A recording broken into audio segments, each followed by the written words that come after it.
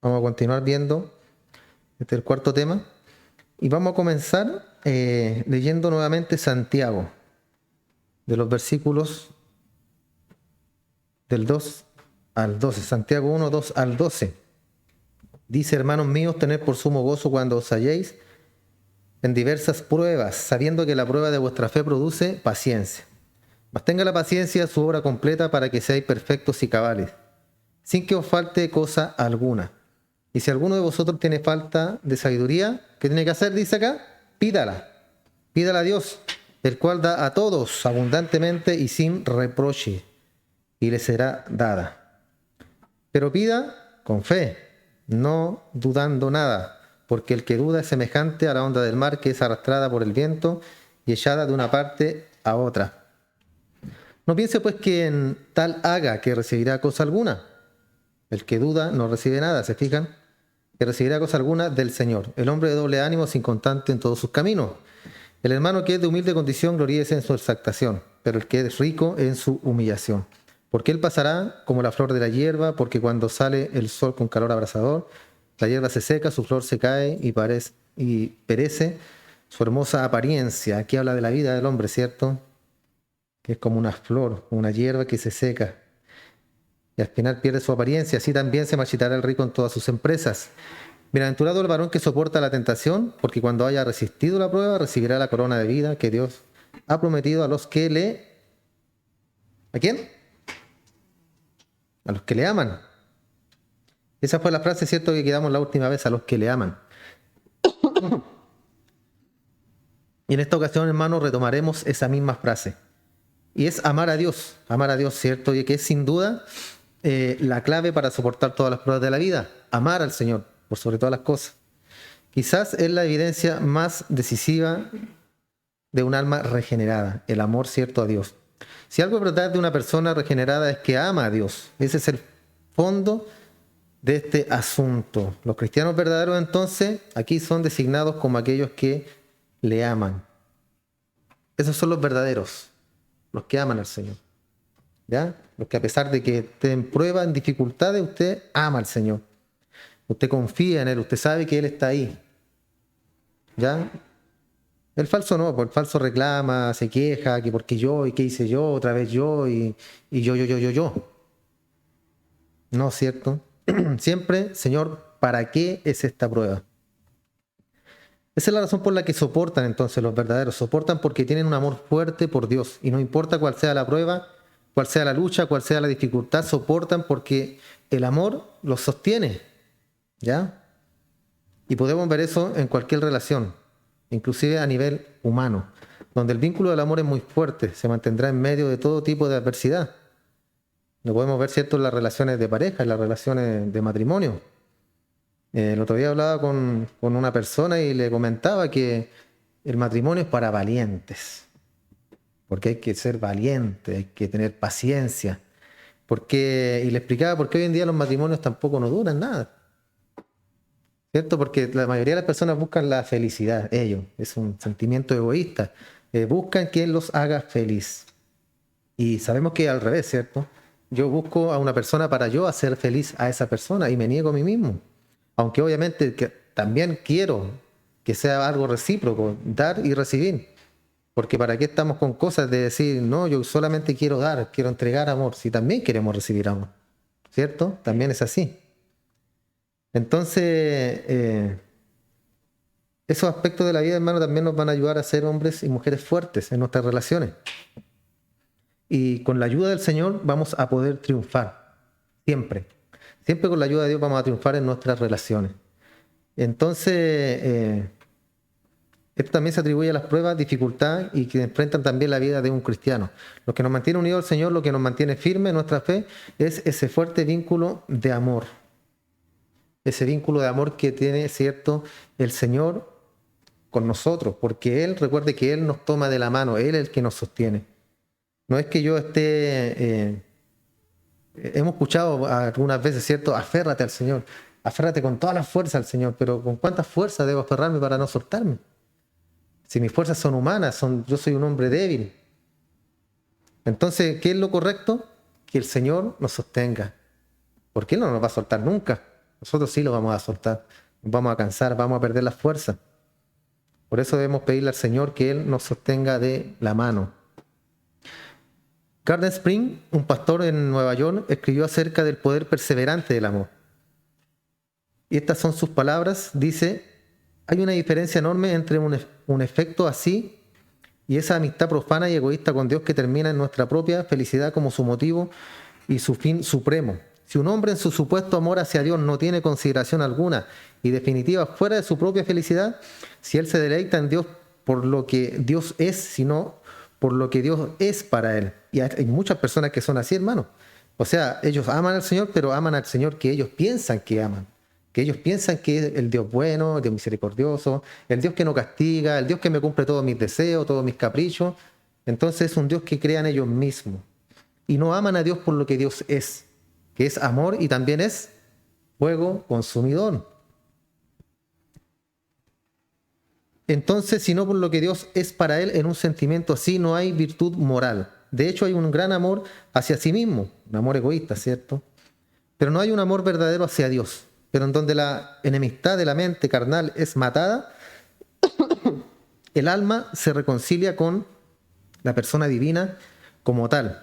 Dios mismo es la plenitud de su gloria manifestada y se convierte en el objeto de la contemplación devota y objeto de deleite. O sea, mi plan cuando yo conozco a Dios, todo es deleitar al Señor, obedecer al Señor por medio de la palabra y por medio de mi obediencia.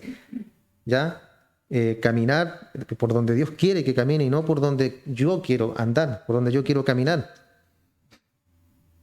Entonces se convierte en objeto de contemplación devota y objeto también de deleite. En sus horas más favorecidas, las perspectivas de un buen hombre son en gran medida desviadas de sí mismo. Conforme sus pensamientos se concentran hacia la excelencia diversa de la deidad, él rara vez se detiene para inquirir si el ser cuya virtud llena su mente extenderá su misericordia hacia él.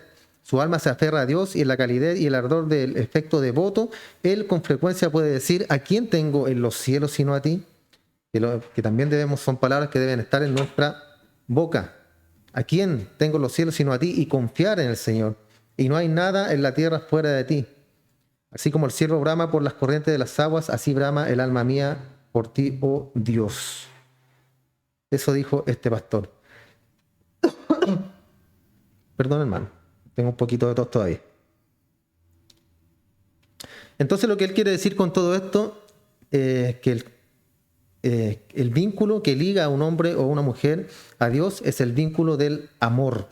No solo efecto superficial, no solo simplemente sentimiento que es básicamente egoísta. Esto es mientras que yo reciba lo que yo quiero de ti, voy a estar cerca de ti. O sea, un amor condicional. Sino un verdadero vínculo de amor que puede soportar cualquier prueba. Entonces este pastor presenta una evaluación personal en una serie de preguntas y creo que son útiles para nosotros también. Podríamos preguntar: ¿amas a Dios por lo que imaginas de Él o es por lo que Él es? ¿Por qué amas a Dios?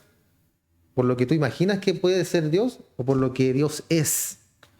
Lo conocemos, ¿cierto?, a Dios por la Biblia, por la Escritura. Ahí conocemos quién es Dios, ¿cierto? Cómo Él trabaja, cómo opera en nuestras vidas, cómo su misericordia, cómo su amor, cómo su fuego consumidor, cómo Él castiga, ¿cierto?, a los pecadores, cómo Él corrige a sus hijos. Entonces, ¿por qué amamos a Dios? ¿Por lo que Él es o por el Dios que yo imagino que podría ser? ¿Estás contento con su virtud y amas todas esas partes de Él? ¿Amas su santidad como también su gracia y su justicia como también su misericordia? ¿Lo amas meramente en base a su amor hacia ti o lo amas porque Él es en sí mismo amoroso? ¿Por qué lo amas?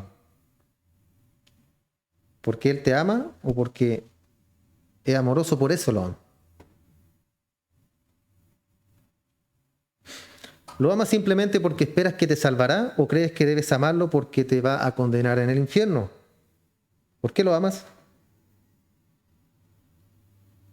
¿Es tu amor a Dios supremo?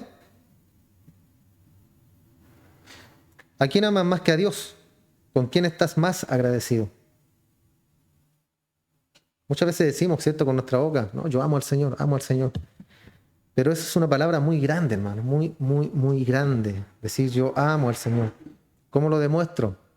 Con la obediencia, ¿cierto? Siendo obediente al Señor, pero a veces no somos obedientes, somos desobedientes con el Señor. Y ahí ya no lo amamos, ahí no estamos amando al Señor.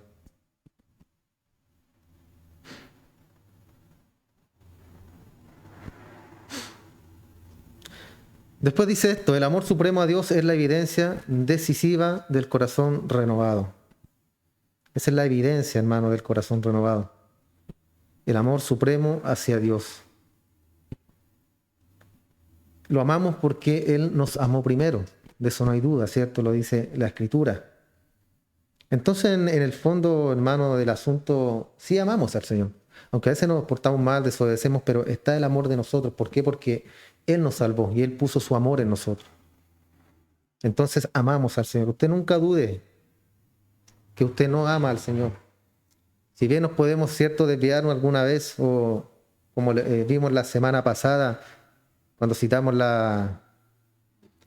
eh, la confesión de fe de Westminster, que el cristiano, cierto, se puede desviar por algún momento, por algún tiempo, pero siempre regresa, siempre va a volver, no se va de forma definitiva. Entonces las personas que soportan las pruebas, está diciendo acá Santiago, son aquellos que le aman, que aman al Señor. Ahora hay algunas cosas que no prueban el amor verdadero, no prueban la realidad de la fe verdadera viva, la moralidad externa no lo prueba. Ser una persona correcta, moral, no prueba que hay amor hacia Dios. Hay muchas personas que externamente son morales que no aman a Dios. El conocimiento teológico tampoco lo prueba. Que una persona sepa mucho, mucho de la Biblia, sea muy letrado en la Escritura, no significa que ama a Dios. No significa nada. El conocimiento teológico no significa nada. Hay muchas personas que saben mucho acerca de teología y eso no significa necesariamente que aman a Dios. La actividad religiosa tampoco prueba la fe genuina, tampoco. Ser un religioso, ir todos los domingos a misa, ir todos los domingos a la iglesia. ¿Por qué? Porque es una religión que yo ya adopté, entonces tengo que ir. La religión no prueba la fe genuina. Hay todo tipo de personas involucradas en actividades religiosas que no aman al Señor. Inclusive la convicción de pecado y el temor de juicio no necesariamente prueban la fe genuina salvadora. ¿Escuchó? Mucha gente, ¿cierto?, habla del pecado, habla de que Tamara hace estas cosas, es pecado, Dios se enoja, pero no significa que esas personas tengan amor hacia el Señor. Entonces, qué es lo que prueba la fe salvadora? Y ciertamente la fe salvadora se basa en un amor genuino hacia Dios. ¿Y qué prueba ese amor genuino? ¿Qué es lo que demuestra el amor genuino? De eso habla Santiago, de eso trata toda esta epístola, hermano. Y él prueba si usted ama a Dios con una serie de pruebas. En primer lugar, cierto, y lo vamos a ver más adelante, la prueba de la culpabilidad en la tentación. Después habla de la prueba de cómo respondemos a la palabra, la obediencia, ¿cierto? Cómo yo respondo al mensaje de Dios cuando Dios me habla, cuando Dios me corrige. Después está la prueba del amor imparcial hacia otros.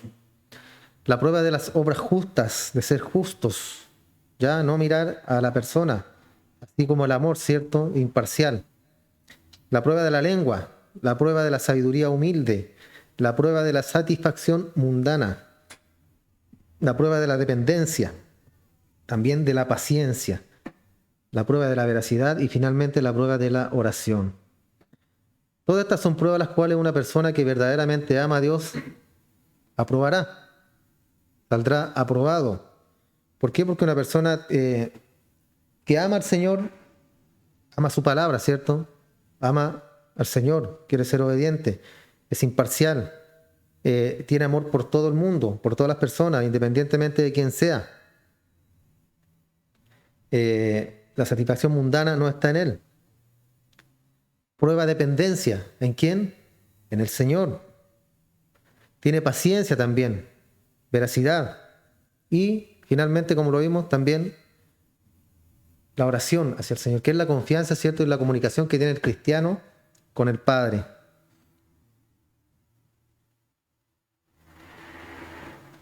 Entonces son todas estas pruebas las cuales una persona verdaderamente ama a Dios va a aprobar. Pero la prueba inicial y lo que estamos viendo en estos versículos es la prueba de soportar las pruebas. En eso estamos, ¿cierto? La aflicción revela si el amor realmente es un vínculo fuerte. Cuando usted está afligido, ahí vemos si realmente usted es fuerte, tiene un vínculo fuerte con el Señor, si la fe es genuina. La fe verdadera sostenida por el amor verdadero persevera. Continúa, sigue adelante. Regresando al verso 2, señalamos la última vez que caeremos en varias pruebas. También señalamos en el verso 3 que esto es para probar la validez de nuestra fe. Diferentes pruebas vienen a nuestra fe para probarla, para demostrar la legitimidad de nuestra fe y de nuestro amor por el Señor. Para eso vienen las pruebas. Pedro también escribe acerca de lo mismo. En primera de Pedro 1 del 6 al 8, como también lo vimos. Después en el versículo 12 básicamente resume esa sección con afirmaciones semejantes. El hombre que soporta las pruebas va a ser recompensado. También hay una recompensa, ¿recuerda? Hay una prueba, hay una salida que también la entrega el Señor. Regalones, hermano, regalones. Dios nos da la prueba, nos da la salida y después una recompensa. Aunque no necesariamente es por eso, ¿cierto? Hablamos de recompensa, no estamos hablando de cosas materiales, ¿ya? Así que no se imagine cosas materiales. Que si usted soporta la prueba, Dios le va a cumplir ese deseo que tiene usted en su mentecita. No, hermano. Son bendiciones espirituales. Aumenta su fe, aumenta su convicción hacia el Señor. Cada día está más firme en los caminos de Dios. De esas bendiciones hablamos. Entonces Pedro resume esta sección con afirmaciones semejantes. El hombre que soporta las pruebas va a ser recompensado y él va a revelar que es uno que realmente ama al Señor. Entonces estamos tratando acá con pruebas como una prueba de salvación genuina, lo cual se basa en el amor verdadero. Recuerde que la palabra para aquí es peirasmos, que también lo vimos, de peirazo, la cual significa probar. Y es la prueba de esta fe viva. También hablamos, ¿cierto?, que como cristianos verdaderos no solo estamos eternamente seguros desde el punto de vista de Dios, sino que perseveramos desde nuestro punto de vista. ¿Ya? ¿Recuerdan que vimos también? Eso, un equilibrio. Es un equilibrio en el caminar del cristiano. El creyente verdadero es sostenido por el Señor, pero el creyente verdadero también se aferra al Señor. Él persevera a lo largo de la prueba. Nos aferramos, ¿cierto?, en el sentido de que confiamos en el Señor. Porque recién hablamos de aferrarnos al Señor con toda la fuerza, pero eso no lo podemos hacer. Pero hablamos de aferrarse del punto de vista de la confianza que tengo yo hacia el Señor. A pesar de lo que me esté pasando, yo sé que el Señor está ahí conmigo. Él va a estar ahí conmigo, en las buenas y en las malas. Por eso debemos adorar al Señor y darle gracias en los momentos buenos, cuando estamos contentos, felices, y cuando estamos también tristes. Pablo decía, yo en todo le doy gracias al Señor, sé vivir como rico, sé vivir como pobre, me han pegado, me han golpeado en naufragio, me mordió una serpiente, me salvé, me apedrearon. ¿Y qué escribía Pablo de la cárcel? Anímense, hermano, anímense, sigan adelante. Yo no sé cómo ese hombre soportó todas esas cosas, hermano. Y es por la gracia del Señor, ¿cierto? Solamente por la gracia del Señor. Él le daba la fuerza a Pablo para que soportara todo eso. Y él le daba el ánimo, hermano, porque ¿quién está gozoso en la cárcel? ¿Quién está? Y no estamos hablando como las cárceles de ahora, ¿cierto? Estamos hablando de una cueva húmeda, de mal olor, sin comida. Y él le decía a los hermanos y los animaba. Les daba ánimo desde la cárcel. Entonces usted puede ver a una persona en una prueba y ver la validez de su fe. Mediante, ¿cierto?, la validez también del amor. Y se aferran a su fe. Si no hay prueba y no hay tribulación que pueda destruir su confianza en Dios, entonces muestra en esa prueba que tiene una fe viva, una fe salvadora. Así se demuestra, hermano. Cuando el cristiano pasa la prueba y sale victorioso, y sale renovado, con más fe, más confianza, más sabiduría, más conocimiento de Dios, más conocimiento de la vida, más conocimiento de todo, hermano. En todo sentido salimos bendecidos cuando pasamos por pruebas. Si se rinde en medio de esa prueba y ciertamente de alguna manera maldice a Dios o dejan a Dios o niegan a Dios o ignoran a Dios, entonces muestran que tienen fe muerta. Podríamos pensar también en Pedro, ¿cierto? Pero Pedro volvió. Aunque él maldijo al Señor, pero él volvió, hermano. Judas no, él ¿cierto? Le remoldeó la conciencia y se ahorcó. No había una confianza, no había una fe verdadera. Anduvo muchos años con Jesús y todos pensaban que era salvo, ¿cierto? Que era, apenas muriera Judas iba a estar en el cielo. Pero demostró, ¿cierto? Mostró la hilacha al final del camino. ¿Quién era Judas? Se mostraba muy compasivo, misericordioso. ¿Por qué derraman ese perfume? Lo podríamos haber vendido por tanta plata y haberle dado a comer a los pobres. Pero esa no era la intención de él. La intención de él era llenar más el bolsito para que hubiera más platita para donde meter el codo hasta el fondo. Entonces eran otras intenciones que tenía Judas. Y al final se dio a conocer. Pedro anduvo de igual manera con Jesús, pero maldijo al Señor y después lloró amargamente. Y es lo que nos da una confianza a nosotros, hermanos. Y esa fe que sabemos que Dios es el que hace la obra en nosotros. Y no nos vamos a rendir en la prueba, hermanos. Vamos a salir victoriosos porque nuestra confianza está en el Señor, en Él. Por otro lado, ¿cuántas personas han enfrentado pruebas severas y al final han demostrado que tuvieron fe en Dios? Y que fue, de hecho, esa fe viva la que los ayudó. Pero esa parte del énfasis que Santiago se preocupa por mostrar es cómo nosotros como santos podemos perseverar en medio de las pruebas y aprovecharlas al máximo. ¿Cómo podemos aprovecharlas al máximo? ¿Y cómo también demostrar la legitimidad de nuestra fe?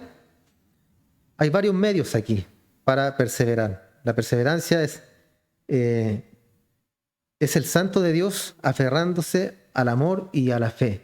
Esa es la perseverancia. Nosotros aferrándonos al amor y a la fe que Dios nos entrega. ¿Cuáles son esos medios? ¿Cómo podemos perseverar en medio de las pruebas? Inclusive como cristianos verdaderos, ¿cómo podemos aprovechar al máximo nuestras pruebas? ¿Cómo podemos ser victoriosos en nuestras pruebas? Usted dirá, ¿cómo podemos aprovechar las pruebas? Las dificultades.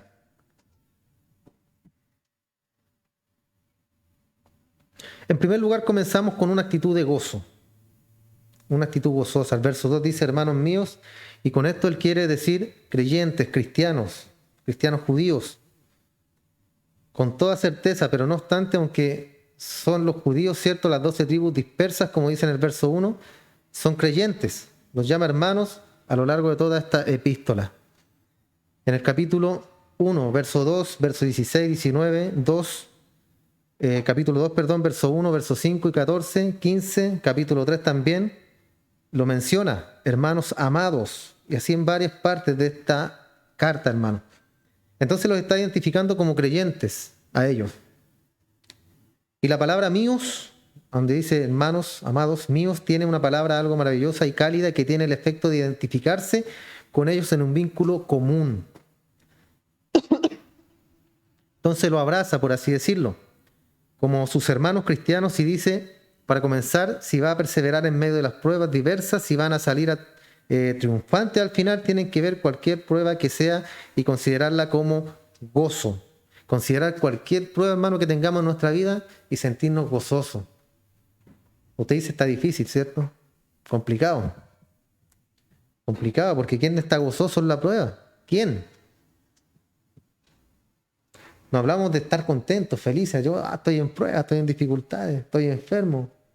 Me quedan 2 meses de vida, estoy contento. No se trata de eso, hermano. Sino que es un gozo interno, una paz interna. Sabiendo que Dios tiene el control. De eso hablamos, hermano. ¿Ya? No nos debemos confundir con nuestro rostro, nuestra risa o con demostrar algo exterior. Sino que habla de aferrarse con todo al Señor y confiar en Él.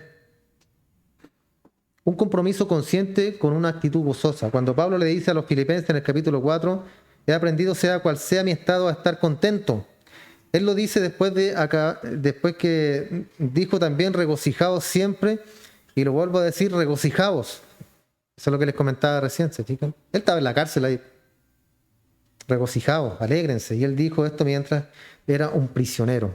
Él había aprendido a hacer eso, él había cultivado eso. Eso no es algo que sucede por accidente. No, hermano. Sabemos que Pablo era un hombre, pero extraordinariamente letrado.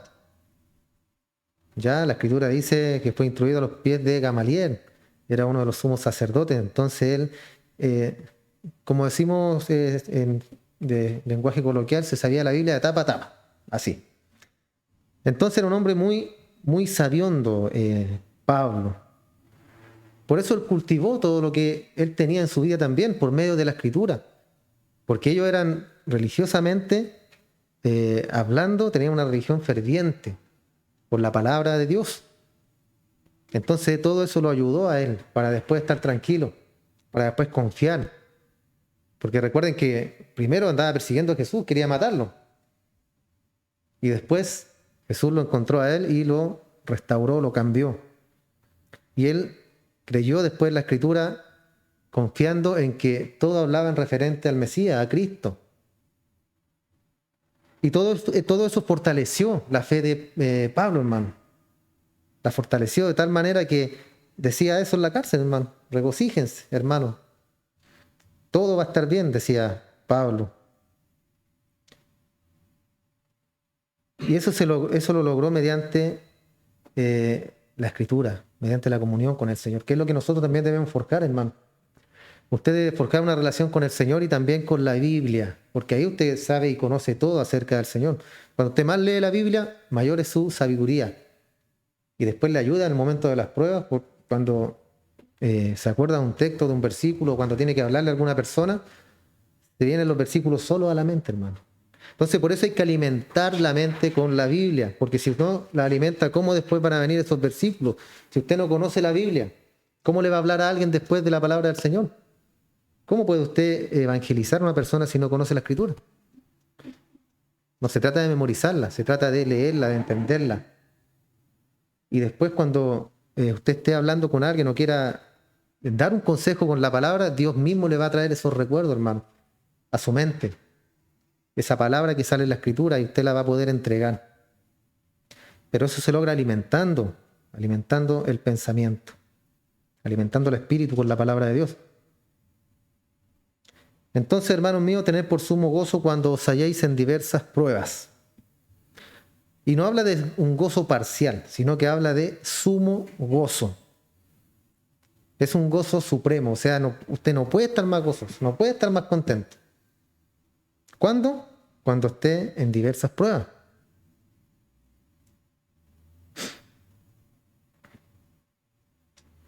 Esta palabra pequeña que dice cuándo no es sí, sino que es la palabra cuándo. De hecho, es la palabra otan, que quiere decir siempre que. O sea, siempre que estén en pruebas tienen que estar gozosos al máximo.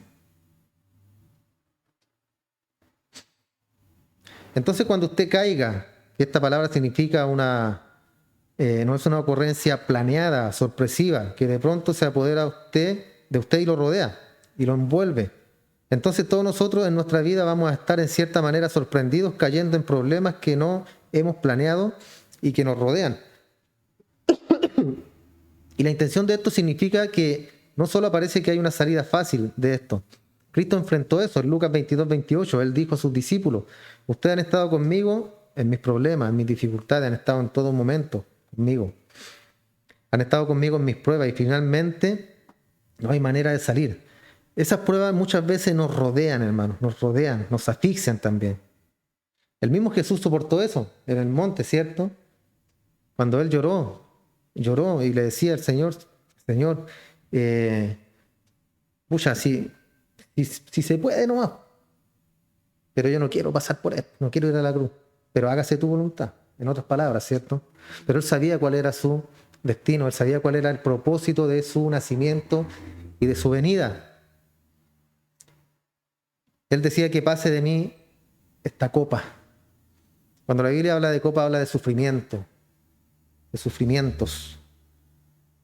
Entonces, Él pasó por ese amargo momento. Imagínense cuando llevaba la cruz, cuando estuvo en la cruz del Calvario también, crucificado. Recuerden que Él dijo al final: Dios mío, ¿por qué me has desamparado? Entonces vemos, hermano, la implicancia de todo esto de la confianza que nosotros debemos tener en el Señor. Imagínense el mismo Cristo, Él. No es que dudó, ¿cierto? Él estaba triste, hermano. Él estaba angustiado. ¿Y sabe por qué? Porque tenía que separarse del Padre. Tenía que separarse del Padre porque Dios no tiene relación con el pecado y en Cristo se cargaron todos los pecados, ¿recuerdan? Él en su carne. Entonces Él para morir tenía que separarse del Señor, separarse de Dios, de su Padre. Por eso Él estaba angustiado. Y asimismo tenemos muchos ejemplos, hermano, de todo esto. Entonces Él le dijo a los discípulos que ellos habían estado con Él y lo habían también ayudado. Aunque se quedaron dormidos en el monte también, ¿cierto? Tenían mucho sueño. No lo ayudaron a orar, no lo ayudaron a estar ahí, sino que estaban cansados, la debilidad de la carne. Jesús nunca buscó problemas, pero siempre los aceptó. Y nuestro querido Señor inclusive tuvo gozo en ello. En Hebreos capítulo 12 dice: viendo a Jesús, el autor y consumador de nuestra fe, quien por el gozo que fue puesto delante de él soportó la cruz, menospreciando el oprobio. Él enfrentó lo que enfrentó porque él vio más allá de las pruebas, vio el gozo que le podía traer todo esto cuando la prueba se acabara. O sea, él dijo: yo voy a pasar esta prueba y al final yo sé que va a venir el gozo, va a venir la paz, va a venir la tranquilidad. Después de la tormenta va a salir el sol, decía el Señor. Entonces no se aferraba, no buscaba, no se fijaba tanto en la prueba en sí. Y es lo que también tenemos que hacer nosotros. Todas estas son enseñanzas para nosotros, hermano, para que las apliquemos en nuestra vida. Si hay problemas, debemos aprender a pasar por la dificultad, sabiendo que el día de mañana eso acabará.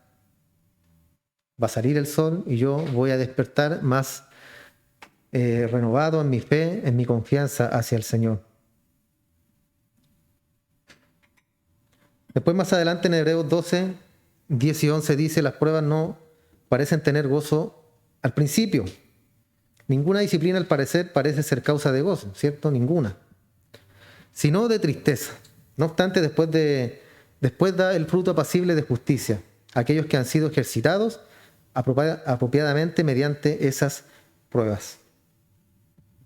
Una persona que pasa muchas pruebas, muchas dificultades, es una persona que va hablando, ¿cierto?, que sea un hijo de Dios. Es una persona que va a estar ejercitada, como dice acá, en todas esas dificultades. Es una persona que va a poder asistir a otro, que va a poder dar un consejo. ¿Por qué? Porque ha pasado por esas pruebas. Al principio, dice acá, no es causa de gozo una prueba, pero al final vemos como el mismo Señor Jesús, vemos al final del camino, sabiendo que hay una salida y sabiendo que va a haber una recompensa para nosotros. Entonces, cuando usted puede ver venir la prueba, su actitud debe ser una actitud gozosa, porque espera que la obra perfeccionadora del Señor llevará a cabo su obra de perfección en usted, mediante esa prueba. Usted aprende entonces a cultivar esa actitud correcta. La manera en la que el Salvador vivió fue clara. Él enfrentó el dolor hasta llegar al gozo. Entonces nosotros debemos esperar algo diferente, debemos ser diferentes, especiales. No vamos a sufrir como muchos dicen. El cristiano no sufre, el cristiano no se enferma, el cristiano no tiene que pasar necesidades, el cristiano tiene que vivir una vida plena.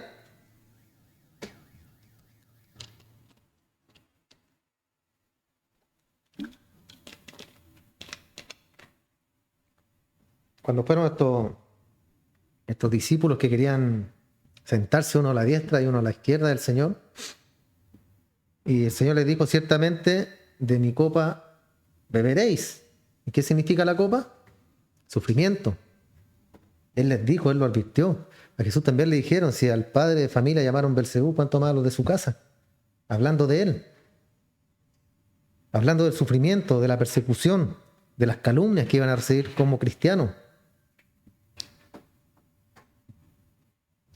En Mateo 10, cuando Jesús, de hecho, dijo eso, Él les dijo a los discípulos que Él se estaba preparando para enviarlo y que no debían esperar algo diferente de lo que él había soportado. En el capítulo 10, verso 25 dice: «Bástele al discípulo ser como su maestro». Y de lo que estaba hablando aquí no era tanto del discipulado como modelo, ¿cierto? Sino discipulado como sufrimiento.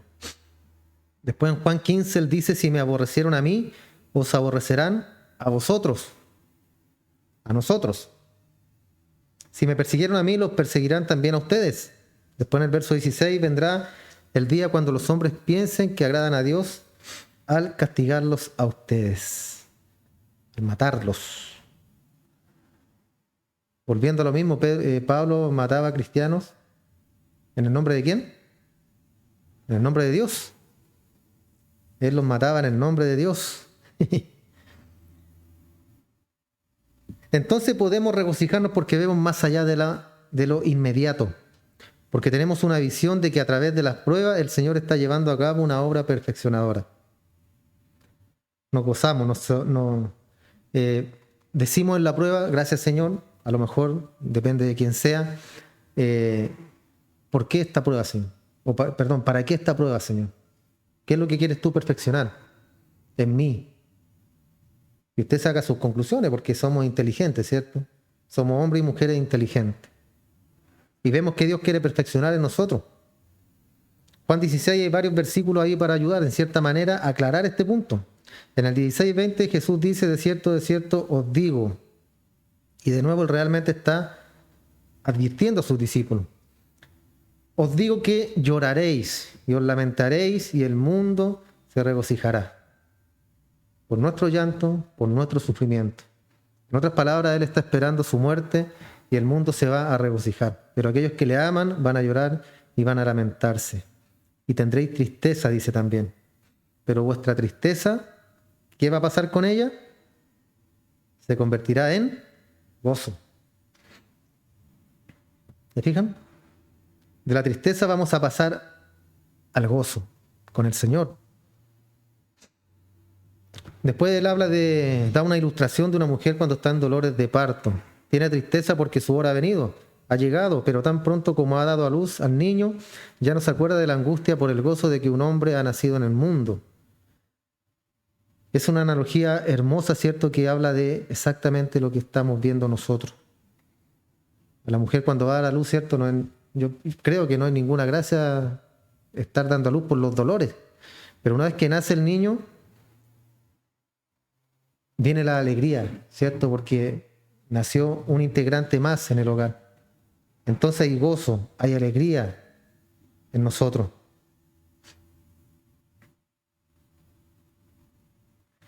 Y vosotros ahora, dice después el verso 22, tienen tristeza, pero os volveré a ver y vuestro corazón se regocijará y ningún hombre quitará vuestro gozo. Ahí hablando, ¿cierto?, de que ya el gozo supremo ya estará cuando partamos de este mundo, hermano. Ahí estaremos en la presencia del Señor. Él será nuestro Dios, Él será nuestro sol, será nuestra luz. No habrá hambre, no habrá frío, no habrá enfermedad, no habrá muerte, no habrá llanto, no habrá absolutamente nada, porque el Señor estará con nosotros. Y Él mismo, dice la Escritura, nos pastoreará. Y todo esto, hermano, es aplicable a la vida de todo creyente. Conforme estamos en algún tipo de prueba, sea cual sea la prueba, necesitamos tener la visión que va más allá de la prueba del gozo, que va a venir cuando hayamos pasado dicha prueba, cuando ya hemos sido fortalecidos por eso. Entonces nuestra respuesta de regreso, ¿cierto?, Santiago, al capítulo 1, no es un gozo parcial, sino que es un sumo gozo, habiendo llegado a una convicción decisiva, definida, establecida, de que vamos a enfrentar las pruebas con la actitud correcta. Con la actitud correcta.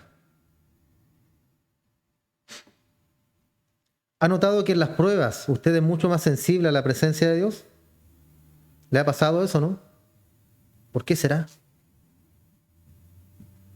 Porque como seres humanos, hermanos, estamos ligados, ¿cierto?, a nuestros sentimientos, a nuestras pasiones, y cuando estamos más tristes, más nos llegamos al Señor, ¿cierto?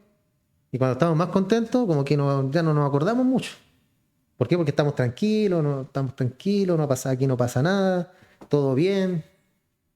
Pero cuando estamos tristes, ahí nos acordamos del Señor. No debe ser así, ¿ya? No debe ser así, hermano. Siempre, cuando si está contento, también buscar la presencia del Señor, pero siempre, cuando hay pruebas, siempre va a ser así. Uno siempre va a estar más sensible a la presencia del Señor porque lo busca con más confianza, lo busca con mayor anhelo.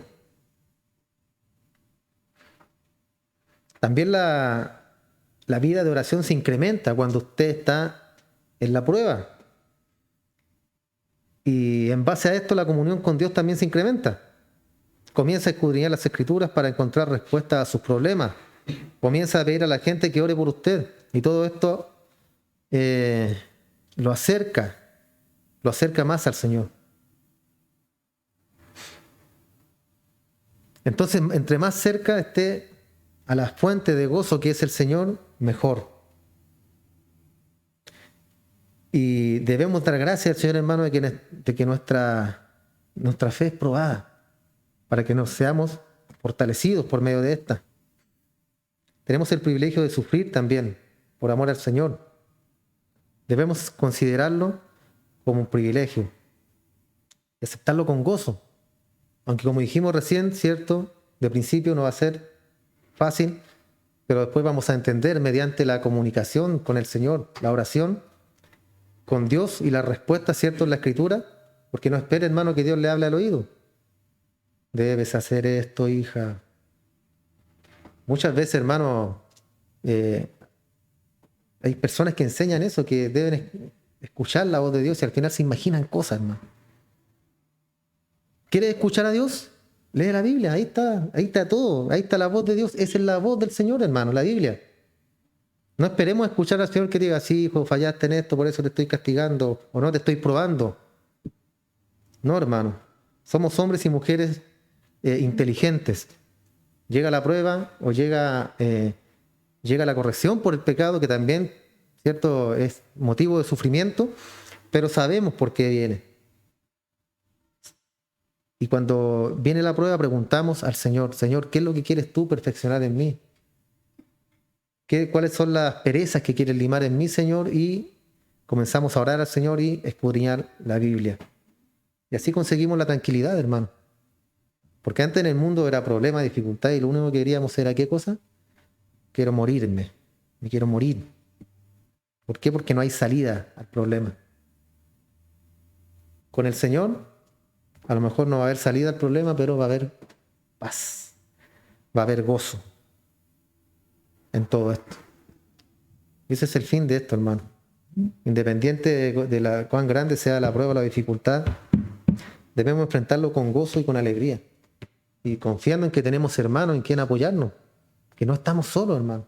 Como iglesia, siempre les digo, como iglesia tenemos que apoyarnos los unos con nosotros, en todo sentido, y entregarnos amor, entregarnos apoyo, confianza.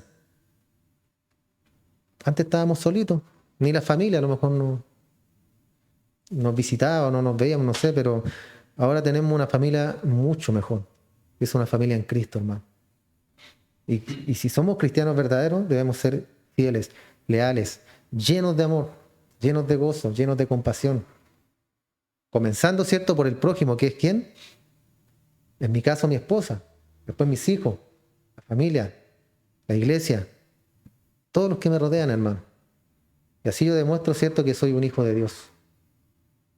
¿Oramos? Damos gracias al Señor.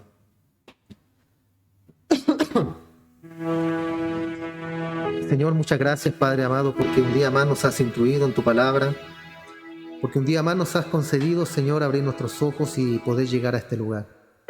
Gracias, Padre, gracias, Señor. Qué privilegio más grande es poder tener vida y salud.